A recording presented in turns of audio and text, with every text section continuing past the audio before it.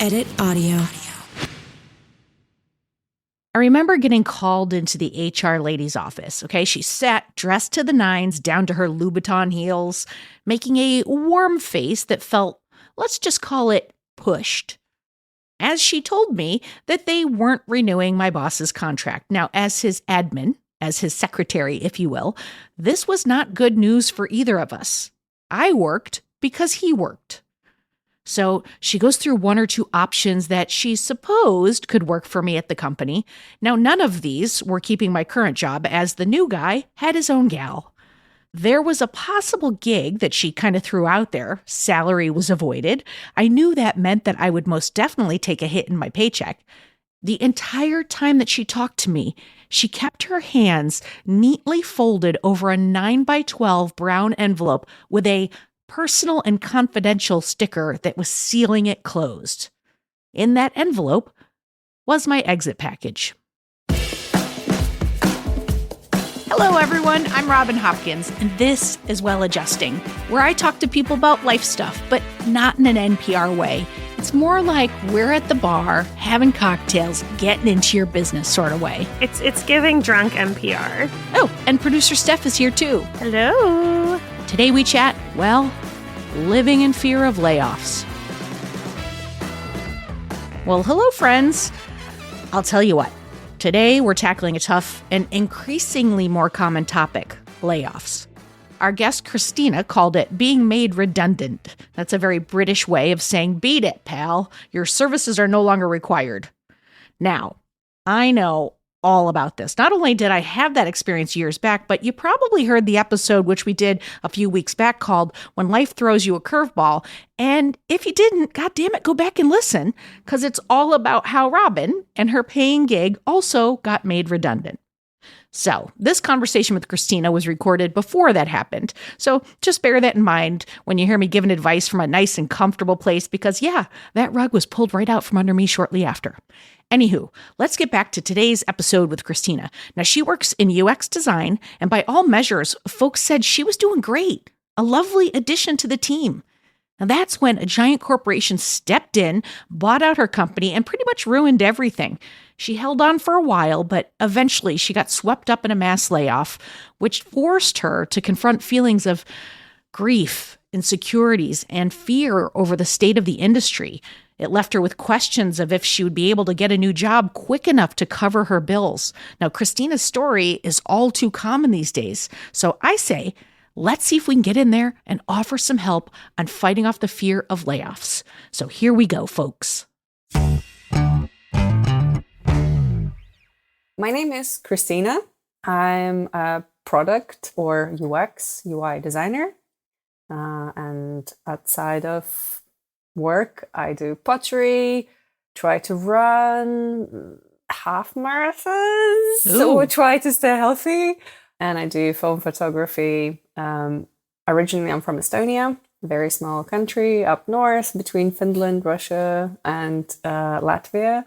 And I have been living in London for over 10 years already. This year has been quite turbulent for me.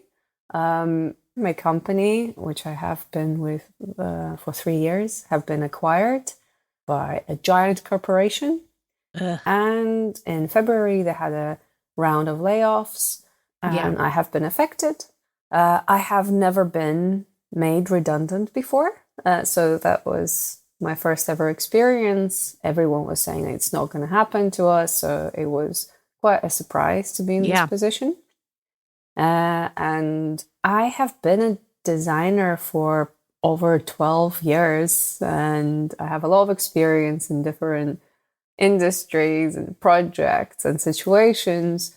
So after being made redundant, I wasn't worried whether I'm going to find a job. Yeah. But after 2 months of trying to find a job, I started to be worried.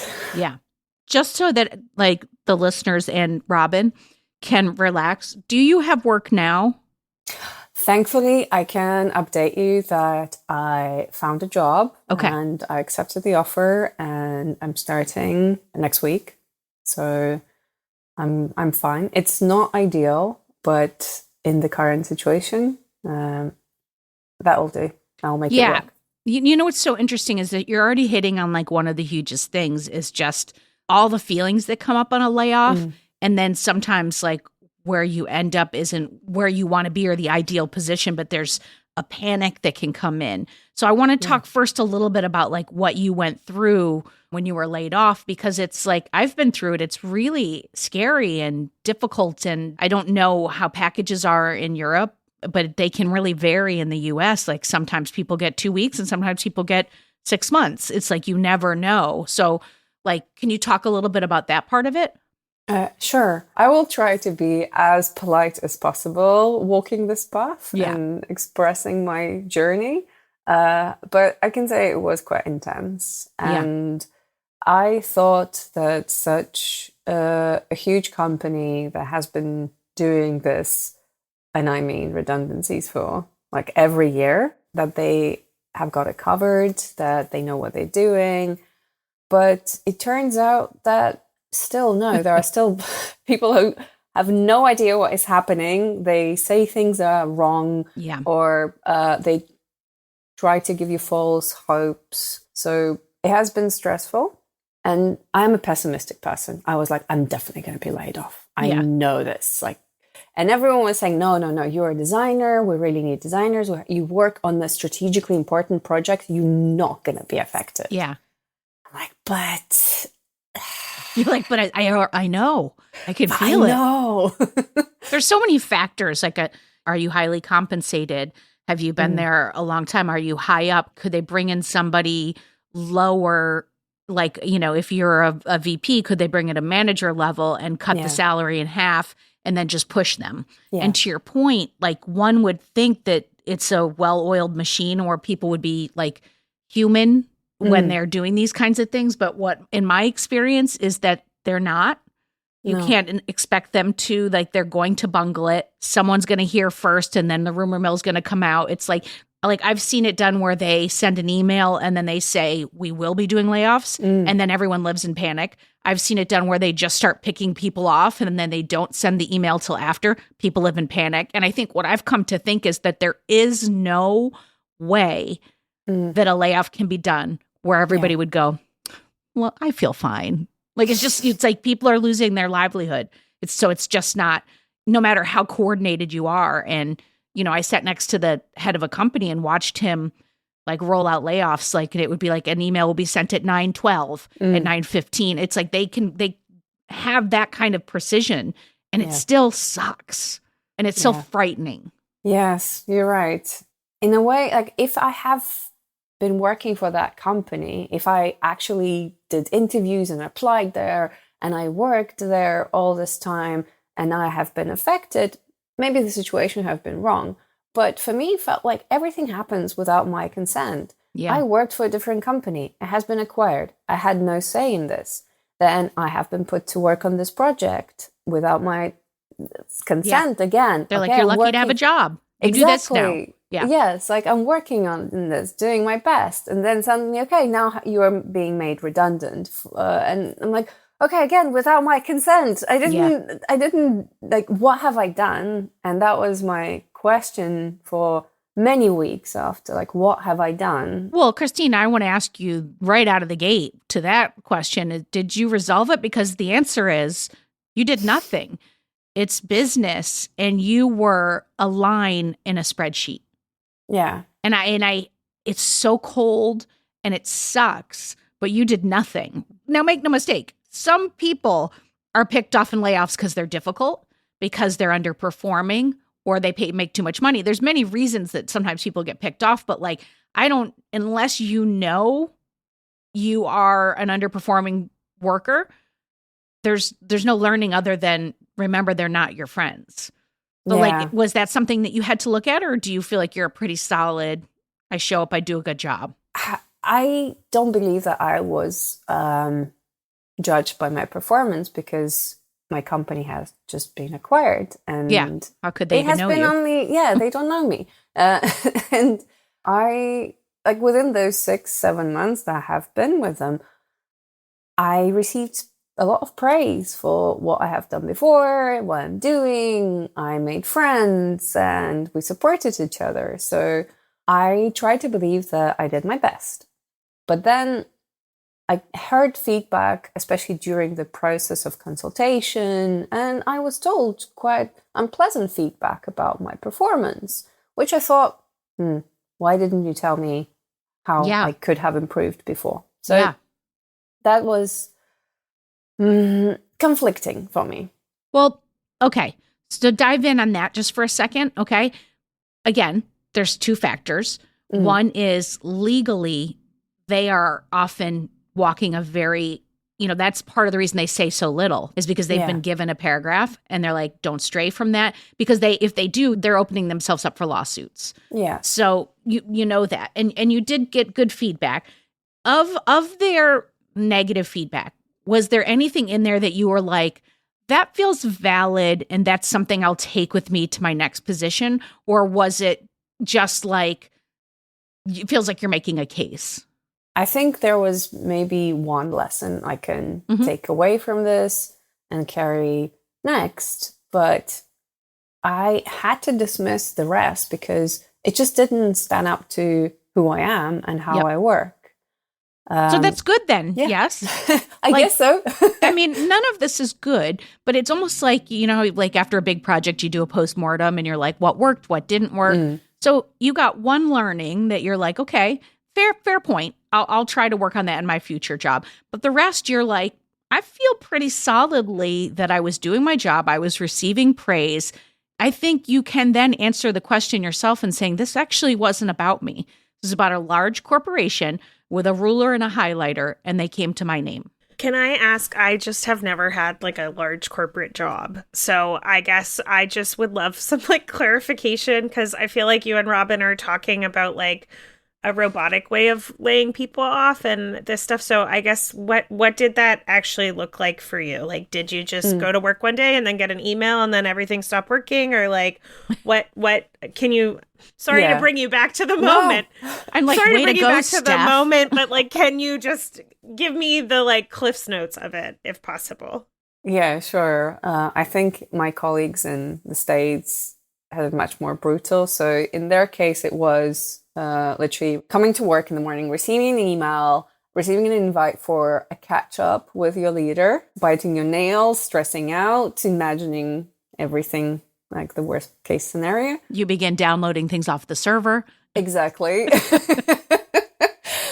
And yes, after the call, within an hour, you are being deactivated. All your accounts are being deactivated, and you receive a bunch of emails on your personal email. Here's the information. Here are the emails. If you have any questions, if you need any like financial forms, this is the email you get, and blah, blah, blah, blah, blah, blah. And then you contact the lawyer and negotiate things. In the UK, it's a bit different. In the UK, there is, thankfully, some labor protection laws. So we did receive an email that notified that there will be redundancies. And then I received an invite for a chat. And I had 4 weeks being on the garden leave with weekly consultations with that leader to go through different questions, my feedback, my performance, what do I do, how do I get support, whether I can find positions within the company, if I can transfer, and then after 4 weeks, you're being decommissioned. My takeaway from the UK or the like Europe versus the US is it's just an extended version of crap they have to do, but they have no intention of helping you or whatever. It's just more hoops they've got to walk through. And in the US, it's pretty much like, that's why I always advise people, like if you hear layoffs are coming, make sure you have everything off the server that you need or want. And it's a practice that I keep, like when I'm working corporate, like I send things to my personal emails just so you always have it. Especially if you're building cases, because you mentioned like seeing a lawyer, like if you feel like it's wrongful, like that they're using a layoff to bundle you in, you want to have all the proof you can, because at that point, you're just trying to increase your package and often increase the length of your benefits, because the benefits usually get shut off first.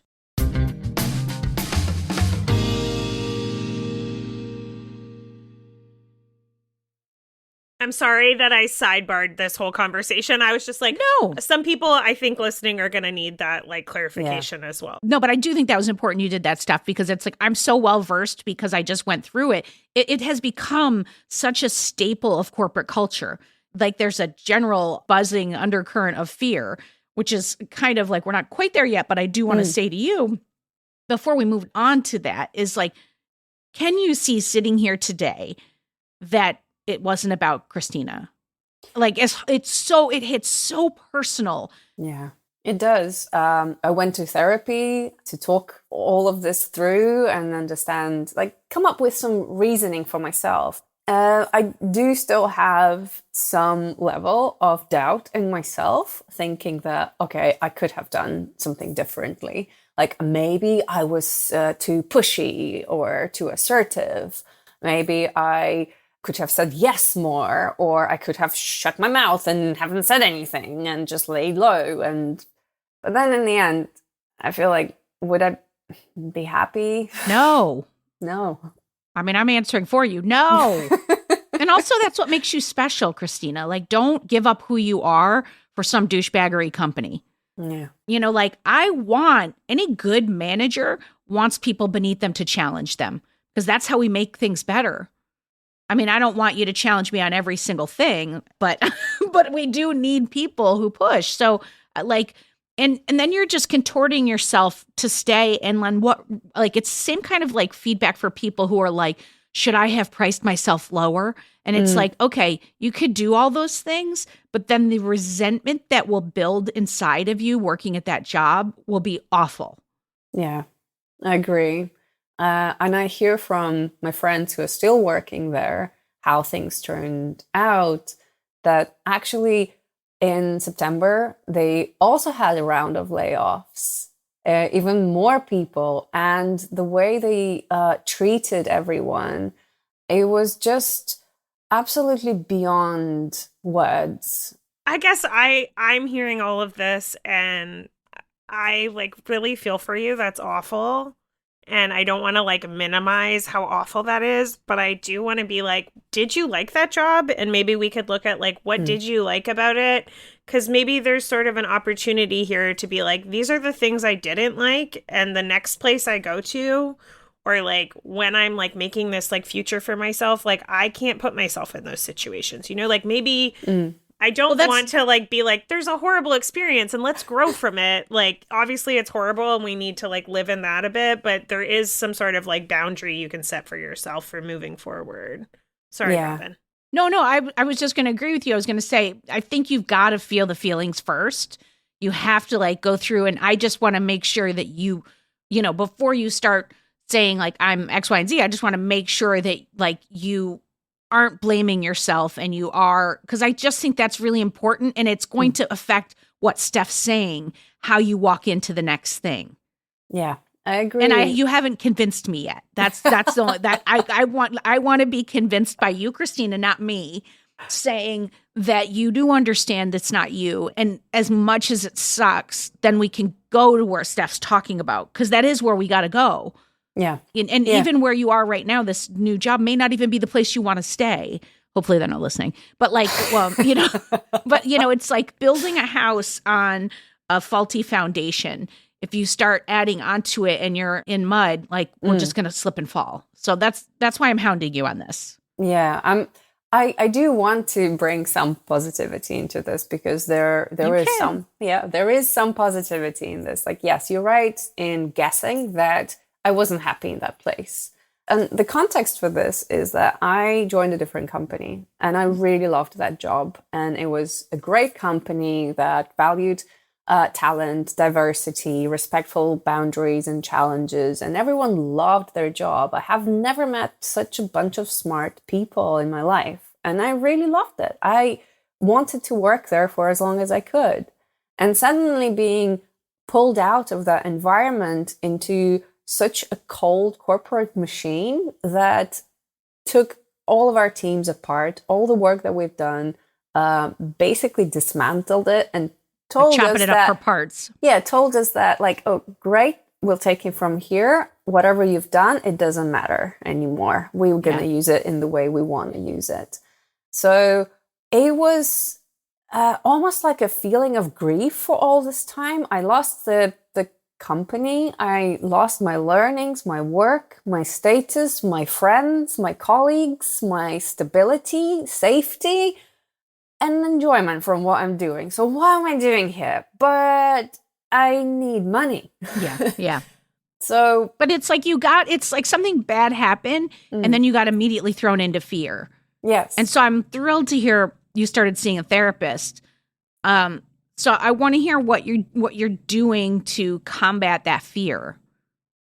So I tried to at least figure out what is the underlying reason for that fear. And it's difficult because on the surface, it's like financial stability, right? Yeah. But actually, there is a whole pyramid of different needs. And despite I think I am privileged. I don't need to worry that much. Like I have family, I have friends, I have some support that still the first feeling was like, okay, I'm going to be homeless now. That's it. Yeah. You could go from security to homeless in your head Yeah. in seconds. Yes. Yeah. And in London is expensive place to live. So Yeah. I knew that I'm not going to survive for long without a job. Right. So this pyramid of things that I value, and it might sound a little bit pretentious, but like apart from the financial situation, I think it's the people I work with. Mm-hmm. I really want to like people I work with. That is not pretentious. And like the third reason for me is actually thinking that I'm doing better for the world. So it has to be Also not pretentious. It has to be something meaningful, not just the corporate greed of bringing more revenue and growth and all of this. So I have to think that I'm solving something that actually benefits people on the whole. Well, Kristina, what's lovely about this and what's lovely about your situation is you have a specific job. However, it's everywhere, like your job. It's a job that you can freelance. It's a job that you have a lot of avenues. And you have, to Steph's point, you have your boundaries and markers of what you want to do. That's why I'm like, you just got to process your grief and then come over here. And that fear of money, which I have to ask, do you have savings? I do, thankfully, yes. Right. So, and the reason that I had a feeling you did, like, so I had a scare with my paying day job. And I literally was doing math in 5 seconds. Like I was doing I was like, okay, and if I need to, I can start removing money from that account. And I can it was just like, I went right into poor kid, like so fast. And so I think they're just like some awareness to when you're in that space. Yeah. Yes, I do. And bringing yourself out of it. Yes, I agree with you. I have this rule since I started earning as much that I could put some money into my account that I need to have at least 6 months of savings of my salary so I can pay the bills and I can find a you're job. Making my heart feel all warm. I'm so proud of you. Yeah, I think my mom will be proud of me too. Yeah. I'm subbing in for her. And yeah, her lessons paid really well for me. So at least I knew that, okay, I have at least like 6 months to find a job. I need to do this. So back to your point about shifting myself and trying different roles or maybe different industries. I have been in a situation where I quit jobs in the past. So I thought that I'm sorted at the beginning because I used to work as a freelancer. So I said to everyone, to recruiters, and positioned myself, I can do contracting, freelance, and permanent positions. What I found after a couple of months of searching is that the market has changed. So it turns out that, like in the current climate with redundancies that have been happening for like 2-3 years already, the first layer of people who they get rid of are contractors. So right now there is so many unemployed contractors. That are shifting to permanent positions just because there is a bit more stability there. There was such growth in your industry, and then it's like the scaling back. It's like when they went from like 4 Starbucks to 4 million, and then all of a sudden they come back to like 1 million. But okay, so we're burying the lead a little because you did land a job. I do want to know how you landed that job because and I just, to just button that up a little bit, even though it didn't work out this time, you still got to do all the things in all the directions. Like you do the dumb LinkedIn, you do the emails, like you just got to do all the things and try to remain hopeful. And I think that's part of what's an undercurrent in this. And I feel like it might be going into this new job that you're like a little underwhelmed with, is it is tough to remain hopeful with all of this. Yes. There's no part of me that's going, Kristina, you're insane. You're looking at this wrong. Like you are judging it accurately. It's a shit time in the industry. It's hard to get a job and it's hard to remain hopeful. So it's like, I do want to touch on that too, but like, tell us how you did land the job. Yeah. I don't know where I would have been if I didn't have my friends and my partner. They think much better of me than I think of myself. They think I'm a better person, a better designer. So I just allow them to talk good stuff about myself. You take that all day long. So like that just brought me a lot of hope and reconnecting to some of the people I used to work with as well. Just not on the networking level, just like, oh, okay, I have plenty of time in my hands. We haven't been talking for 2 years. How's it going? And people were saying that they're shocked because they really like my work and they think that I'm great. I'm like, yeah, please give it to me. Yes. Say it with conviction, Kristina. Say it with conviction. You're like, because they like my work, I guess. Yeah, I guess. So another part of it was that I was with contact with other people who were made redundant and supporting someone else when they have the same thoughts that you have in your head. You're like, no, you stop this. It's bullshit. So much easier to see with someone else than on yourself. So that helped to help someone else. But I'd say that majority of time I spent just like I was trying to find a job 8-9 hours a day for several weeks. So constant checking multiple sources of like job posting, following companies, messaging people, catching up with recruiters. So it was like a job to find a job. Yeah. For weeks. Okay, Kristina. So listen, this is my mom voice. What I need to say is you are doing the right things. You have a savings. You have support. You are, 8 hours a day looking for a job. I don't think I could spend more than 2. Like, I'd be like, I am taking a bath. You're doing all the things, arguably, maybe even so much so that you're not caring for yourself. But we'll come back to that. We're circling around. But let's just say the world's going to blow up, right? Like it's going to blow up in February. Okay, it's dark. Stay with me, people. I'm coming around to this. Okay, I'm coming around. It's going to end up somewhere better. We'll say we know it's going to blow up in February. Okay, I can spend between now and February watching the news, panicking, talking to people about my panic, just diving down every well of panic, and then the world blows up in February.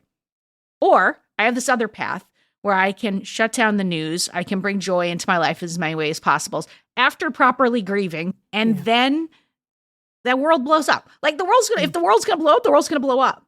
And it feels like so afraid of the industry changing and the things shifting and you're scared. And quite rightly so. Like, it's like, I have that same fear about my industry, about like, I don't know, how many more podcasts can we make? And like, how, like if my paid job goes away, I didn't ask for that job. Who's paying me to do that job again? Like, but I have to trust somewhere inside me that I will be okay because I am hungry and I'm a go-getter and because I'll always be okay.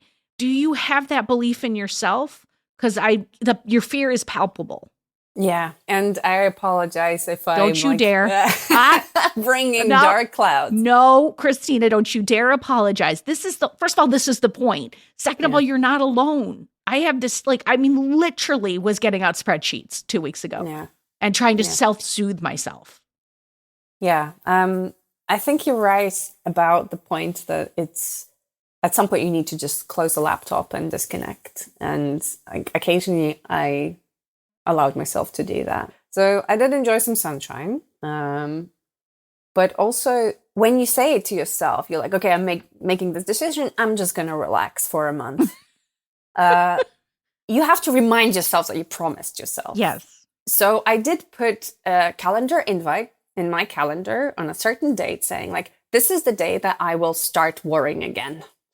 So for 2 weeks, I promised myself that I'm not going to worry. I'm not going to be looking at any jobs. I'm going to remove all the emails I'm going to be sent with this notification. So I have a calendar invite for myself to start worrying again. So I had 2 brilliant weeks in July. I love how you did that as if you would forget to start worrying again. That's my favorite part of this. It's giving stuff. I 100% would do the same thing. Don't forget to worry. Yeah. August 1st. Yes. So that allowed me to at least occasionally reset my brain and actually enjoy life, enjoy sunshine. Did it work? I think yes. I think it worked. 90% of time it worked. Occasionally I did have a little bit of anxiety, just like receiving an email and some job spec of the company that I would love to work. And I'm like, no, you promised yourself. No.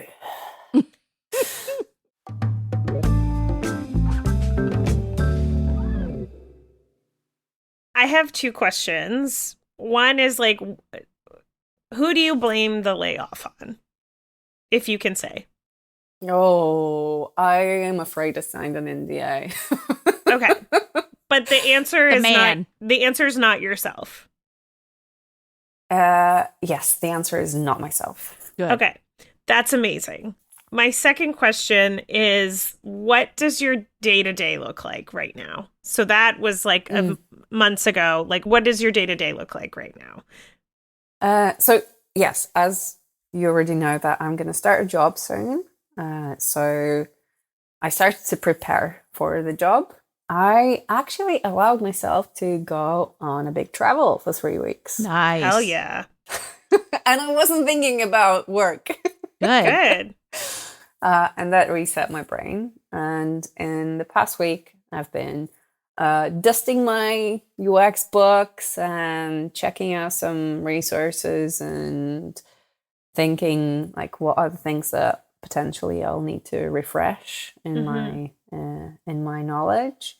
So all this time I was trying to follow the same routine of like waking up at the same time, not drinking too much, going on walks, doing sports. Yeah. Just so I stay in the same routine, because I know that otherwise I'll be an absolute blob on the sofa. But I asked that because to me, it sounds like there was like 2 things that sort of broke a bit. One is like your trust in work and others and industry and whatever. And the other is sort of tied to that. And it's like your trust or like confidence in yourself and your skills and your offerings. And I guess I'm trying to get little moments into your day to day over the next like year where you do some sort of like self-care to heal those parts of you. And you've said a few times, like, it was so nice for me to be able to support the other people that were laid off. And to like, it was so nice the way that like my partner and my friends talk about me. It's like, well, how do we get you to a place where you're like putting that same care into yourself? Yeah. Like you're supporting yourself like you were supporting the people that were laid off. You're seeing parts of yourself the way your partner and your friends are seeing you. And I don't know how you would do that, but I mean, I have suggestions. I'm sure Robin does too. But that's what I wish for you. yeah, thank you so much for kind words. Because I had a support from my therapist. She was also pushing me to take care of myself. Good. So one of the things that helped me, I was journaling all this time, trying to write things down and process things. So that resulted in me actually writing about UX and posting these things and kind of realizing like, okay, I'm not that bad. Say it better, Kristina. Say it better. Oh, years and years to come before I will be able to claim. I'm good. I am good. So the second thing is the part of the helping someone else. Another person reached out and asked me to be their mentor, and I agreed to do this. So I signed up for a service where people just do it for free. So I did a couple of sessions with other people, and hearing someone else come to me who I never heard of, talking about the same thing that I have done 4 years ago, I'm like, okay, I think I have an answer for you. There's just, I feel like there's always two things. Yeah. Like, it's just accepting the industry and the state of business. We can't control it. Like, you, me, Steph, we're controllers. We want to control the things. But the thing that you've shown us in this conversation is that you're dusting out your books and prepping. A lot of people just show up on day one and be like, what do you want from me? So it's like, there's no part of me that doesn't ever believe that you are going to navigate industry changes. You can't look at all the out of work people and the industry change and act as if you are the same as all those out of the work people. You are not. You are a person who is going to do what it takes. And I love to hear your journaling. I want you to keep journaling about yourself and your confidence. And I love this mentoring thing you're doing, because nothing reminds you of all that you know by teaching someone else. Yeah. And I think I want you to keep looking for places that build up your confidence. And then the acceptance is just acceptance. Yeah. Thank you for reminding me of this. But also, I think from my side, what helped me to kind of close this circle was to not only saying this, but actually believing and finding evidence that if I actually find what I'm good at and where I can be helpful, and stop doing things that I was frantically doing, driven by anxiety, I highlighted. Yeah, I had like a targeted approach of like, okay, I can do this. So I need this type of company. I need this type of people.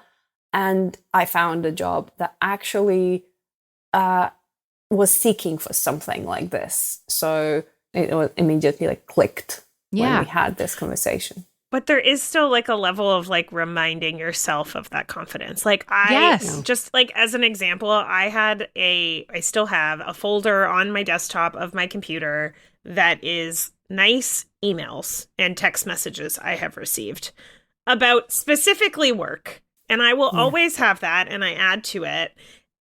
And I want to remind myself to look at it more, because I am constantly just telling myself how terrible I am, like over and over and over again. And like, I am working so hard to get rid of that. So like, I don't know how you can find more evidence like that. Like, mentoring people is really great. You know, asking people for feedback sometimes is great. But like, however you can find that, like, build out that folder on your desktop, because like, there is literally like no part of my brain that is like, you are bad at UX and you're a terrible employee. Yeah, no, like, no. No one is thinking that about you. So like, how do you feel it? One of my favorite books is Stephen King on writing. It's like part memoir, part how to write.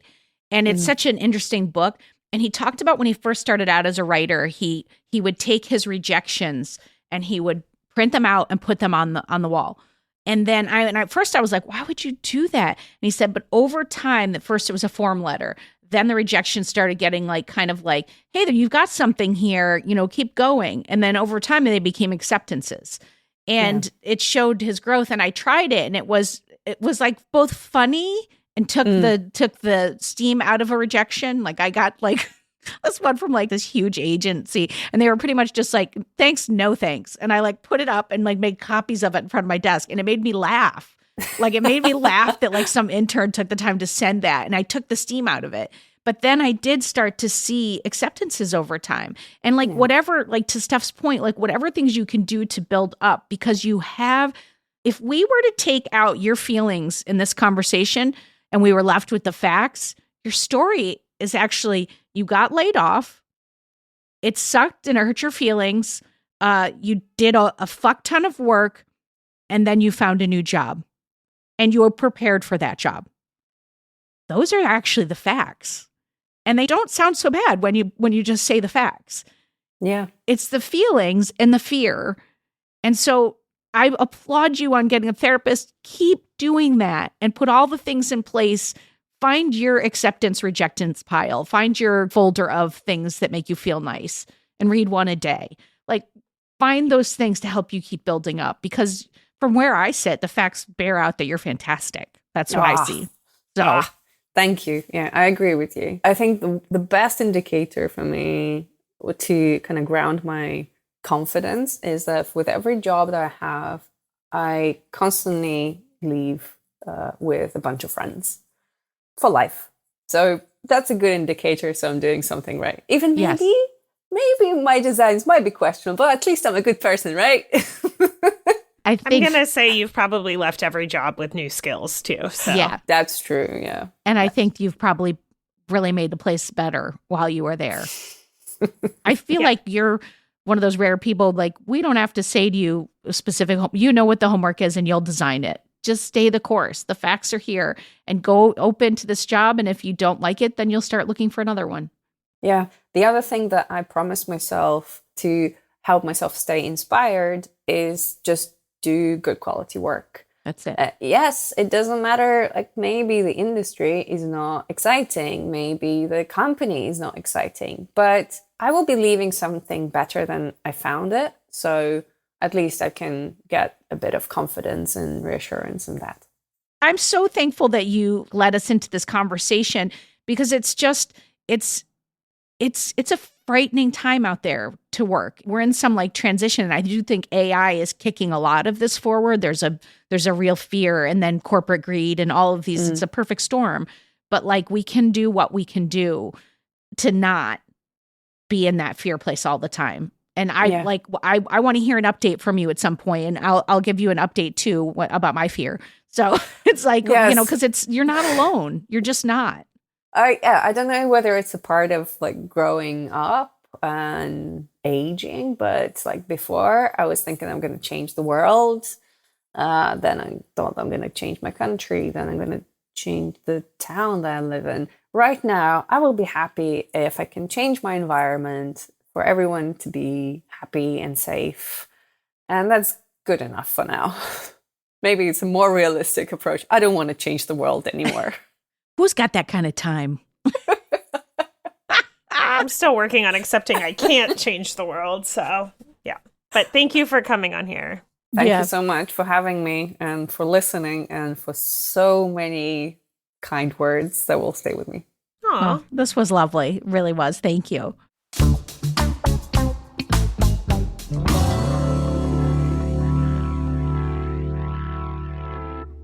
Okay, friends, so you all know that we often bring in an expert of the day to wrap things up with a nice bow, but we didn't have to do that for this one because Kristina decided to be her very own expert. Take a listen to this voice memo that she sent us a month or so after recording. Hey, Robin and Steph. I wanted to share a little bit exciting update with you. I found a new job, and it's like a dream come true. I can't say much about the company, but let me put it this way. As a designer, it's one of the biggest and most influential companies that shaped my style and my principles. So it works as a very nice closure to this big and sad chapter in my career. In fact, it took me so long to actually believe that it's happening up until my first day in the office, when I was like physically there. We spoke a lot about layoffs and how they affect confidence. It did take away such a massive chunk of myself. So when I shared the news with others that I got this fantastic offer, it was surprising to me to hear that people were not surprised. Everyone else believed in me and had a better opinion of me than myself. In my head, it was still my fault, despite whatever people were saying, that it's the system, it's not you. It really affected me. But I hope with this new job, it will reignite that confidence and passion. There are two more things that I think help me to keep going. One of them is helping others, And the other one was going to meetups, hearing people's stories, whether they are similar or different, also gave a lot of grounding in what I've been through and created a sense of community. But also gave me understanding that I do have a toolkit how to approach certain situations. So in both cases, learning about other people's situations, and especially later hearing that talking to me helped them, it was the biggest boost. I want to say a few thanks. First of all, thank you for your advice on screenshotting messages from people. I continue doing that and saving all those kind words into my secret appreciation folder. So hopefully it will continue to grow through years. And another big thanks is for listening to my story. Thank you for your support and for all the kind words that you told me during our conversation. I hope that this little update will bring a smile to your face and a bit of hope and positivity. Take care and all the best. I mean, I don't know about you all, but I want to say coup freaking does to Kristina for hanging in there and knowing that the new job wasn't quite right. And then heading out and finding the absolute dream job. Talk about taking lemons and making a big old jug of lemonade. You know what? The Well-Adjusting team is frigging proud of you, Kristina. Okay, that's it for today, friends. Thank you, Kristina, for sitting with us, sharing your story, and reminding us about hope and optimism in dark times. For more Robin, and you may need that, you probably don't need it, but if you do, you can follow me at Real Rob Hops on all the platforms, all the socials, as the kids today say. Well-Adjusting is an Edit Audio original series. It's exec produced by Steph Colburn and Robin Hopkins. Our producer and editor is Maria Passingham, and our production manager is Kathleen Speckert. Thank you to the entire Edit Audio team and to you for listening. Oh, hey, before you take out those AirPods, this show is just for entertainment. If you are in need of help, please, please, please reach out to a professional. Go ahead and get that help. You deserve it.